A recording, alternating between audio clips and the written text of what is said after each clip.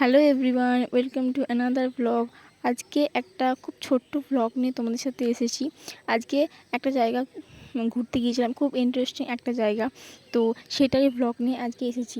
তো প্রথমেই আমি গিয়ে কসমেটিকের দোকানে ঢুকেছিলাম আকাশের একটা সানগ্লাস কেনার জন্য। তারপর আমার এই ক্লাচারগুলো খুব পছন্দ হয়ে যায়, তাই এই ক্লাচারটা আমি নিয়েছি, দেখো না কি সুন্দর। তারপর ওর জন্য আমি সানগ্লাসও কিনেছিলাম। তারপর ওদের বাড়ি যাওয়ার পর ডোনাটস এনেছিল ও, তো ডোনাটস খেলাম। সত্যি বলতে আমার ডোনাটস খুব একটা ভালো লাগে না, আমি আগেও কয়েকবার খেয়েছি, আমার খুব একটা ভালো লাগে না, আমার মোটামুটি লেগেছিলো। তো ওটা খাওয়ার পর আমরা গিয়েছিলাম কয়লার খনি দেখতে, যেখান থেকে কয়লা উত্তোলন করা হয়।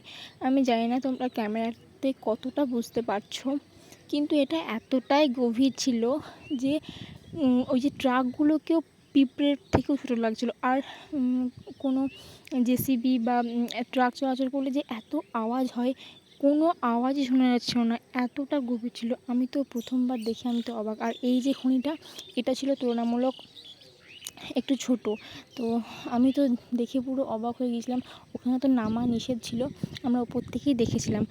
তারপর বাড়ি আসার পথে একটা দোকানে দাঁড়িয়েছিলাম, ও আমাকে এই চকলেটটা কিনে দিয়েছিলো। আমার এরকম ছোটো ছোটো উপহার পেতে খুব ভালো লাগে, তো আমি খুব খুশি হয়ে গিয়েছিলাম। তারপর আমরা লাঞ্চটা বাইরে থেকেই করে এসেছিলাম, বিরিয়ানি খেয়েছিলাম। তোমাদের জানিও ব্লগটা কেমন লাগলো। টাটা।